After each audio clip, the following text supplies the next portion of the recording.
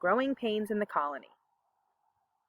So as I read this to you, I'd like you to close your eyes and visualize yourself in the situation. Okay, so close your eyes, put yourself there. At home in Philadelphia, your parents announce the news. We're moving to Western Pennsylvania, they say. There's a lot of land to farm, your father adds. We can cut trees to build a log cabin, then we'll clear fields for growing grain, plant fruit trees, and start a vegetable garden. You think about how much fun it will be to have big trees to climb. You wonder about the Native Americans who hunt in the woods and fish in the streams of Western Pennsylvania. How will they feel about sharing their land with so many newcomers? I wouldn't be very happy if I were them, you think. As we read, we're going to look for details that tell us about the conflicts between Native Americans and Pennsylvanians. New frontier. As cities like Philadelphia grew larger, some colonists moved toward the frontier to find unsettled land. A frontier is the farthest edge of a settlement, where the wilderness begins. Some colonists obeyed the treaties arranged by William Penn and purchased or bought land from the Native Americans. However, squatters, or those who live on land that belongs to another, took the land without paying for it. As you have learned, Penn promised that colonists would not take any land unless the Native Americans agreed. However, many Pennsylvanians hungry for land did not want to wait for the Native Americans to settle their land. Instead, they hurried to cut down trees, build log cabins, and plant their crops. Native Americans not only lost their hunting and fishing areas, but they also lost their freedom and way of life. Colonial settlements continued to push Native Americans further west. So let's pause the video, and can you tell by looking back in the text what caused disagreements between the colonists and the Native Americans?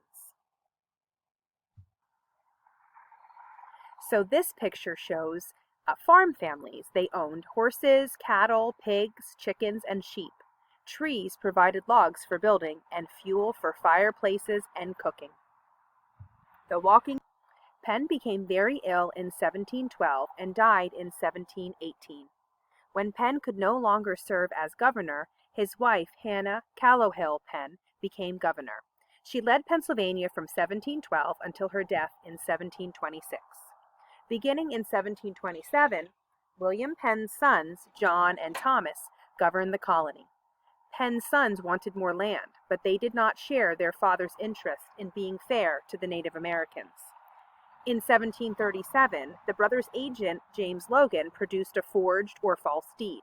The deed said that the Lenape people had sold land in Bucks County to William Penn and that the government could buy more land. The land was supposed to be measured in the Lenape way, which was as far as a man can walk in a day and a half. But instead of one walker, Penn's sons used 3 men, who ran instead of walking. In this way, the brothers got more than 3 times as much land as they should. This land exchange became known as the Walking Purchase.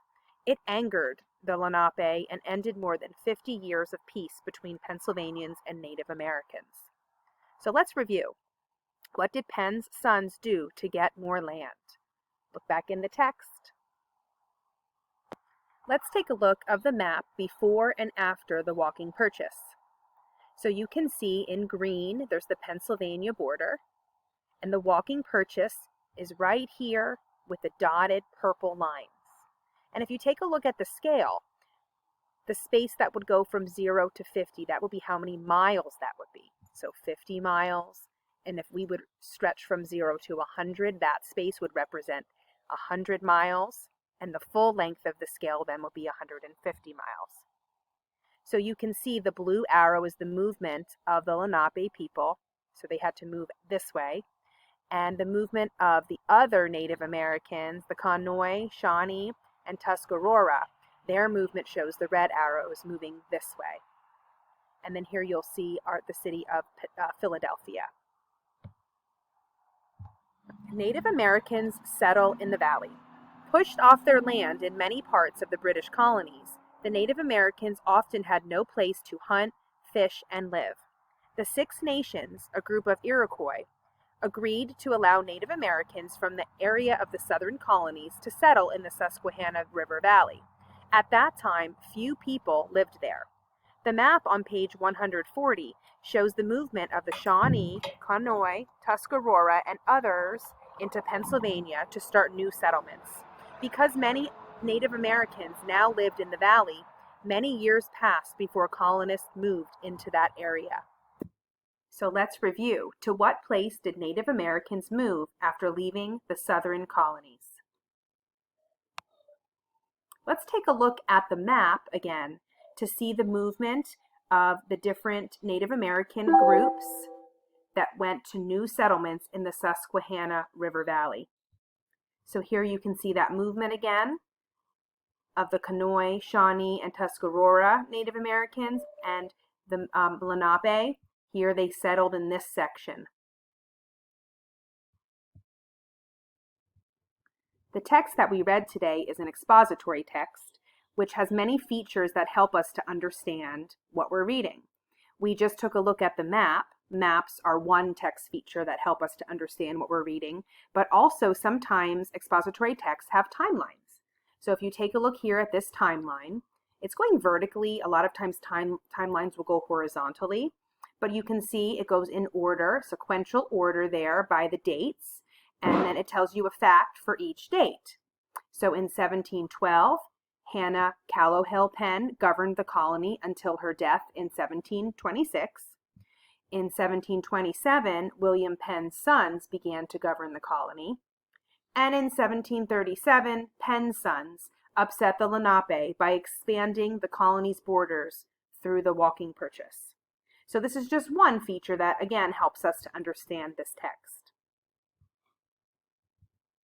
Let's check some of the things that we learned today. At number 1, we're going to focus on the main idea and details of conflicts that arose between the Native Americans and the Pennsylvanians. So can you write 3 key details that would support the conflicts that arose between these groups? See if you can find them in the text. Then there's questions that you can answer to see and check your understanding to make sure that you know what the text was all about. Question 2. How did the colonists break William Penn's promise to Native Americans? Number 3. What events led to the walking purchase? Question 4. Why did new groups of Native Americans settle in the Susquehanna River Valley? And 5. This time we have to make a generalization. How did the colonists' behavior toward the Native Americans change after William Penn's death? So see if you can go back in the text and answer these questions.